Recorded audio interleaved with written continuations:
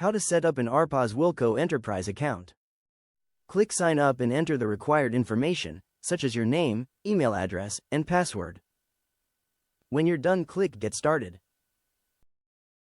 A verification link will be sent to your email. Click Activate My Account. Once your account is activated, you can log in using your credentials. When you log in, your account will start on the free plan. You'll need to upgrade to the Enterprise plan. On the left side of the screen, scroll down and click Settings, then Subscriptions. Click Subscribe. Click Learn More for additional details about the Enterprise plan. Select Enterprise in the plan calculator. Add the number of seats you need. This equals the number of pilots you can add to your account. This directly affects your annual fee, which is calculated and displayed. Click Next. Before proceeding, make sure your profile information is complete. Click Edit Profile to add or update your details. Add your card information and click Update Card.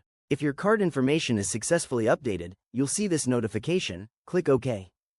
Select Next to proceed to checkout. Review your plan information, such as term, number of pilots, plan total, and subtotal. If you have a discount code, enter it here. Select Subscribe and confirm to finalize your subscription.